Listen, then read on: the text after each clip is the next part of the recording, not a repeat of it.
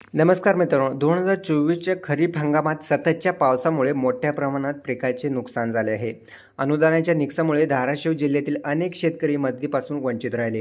ही बाब लक्षात घेऊन राज्य शासनाने नैसर्गिक आपत्ती अंतर्गत मदत देण्याचा निर्णय घेतला आहे. पुनर्वसन विभागाच्या सचिवाच्या सततच्या पावसाचे निकष बदलण्याच्या सूचना देण्यात आल्या आहेत. या संदर्भात विशेष आयुक्तामार्फत जिल्हाधिकाऱ्यांकडून अहवाल मागवण्यात आला होता. आमदार राणा जगजितसिंह पाटील यांनी हा अहवाल सकारात्मक असल्याचं सांगितलं आहे.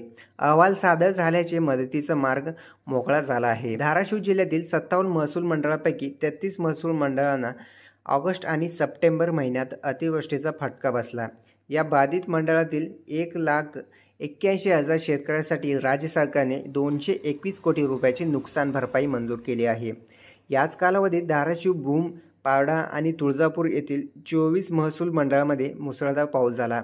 प्रचलित निकषामुळे पावसाची अधिकृत नोंदणी झाली नसल्यामुळे या शेतकऱ्यांना मदतीपासून वंचित राहावे लागले. काही ठिकाणी पर्जन्यमापक यंत्र बिघडल्यामुळे पावसाची नोंद झाली नाही, त्यामुळे नुकसान असूनही अनुदान मिळालेलं नाहीये. यामुळे 2022 मध्ये झालेल्या आपत्ती प्रसंगी वापरण्यात आलेल्या प्रक्रियेनुसार उर्वरित महसूल मंडळांना तातडीने नुकसान भरपाई द्यावी अशी मागणी आमदार पाटील यांनी मुख्यमंत्री देवेंद्र फडणवीस यांच्याकडे केली आहे.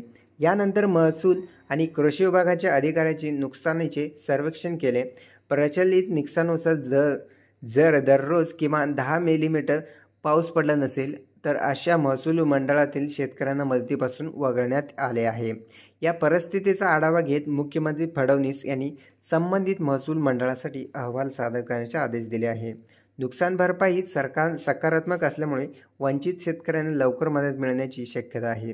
राज्य सरकारच्या या निर्णयामुळे अनेक शेतकऱ्यांना मोठा दिलासा मिळालेला आहे. आणि जरा व्हिडिओ तुम्हाला आवडला असेल तर लाईक करा, चॅनलवर नसल्यास सबस्क्राईब करा. धन्यवाद.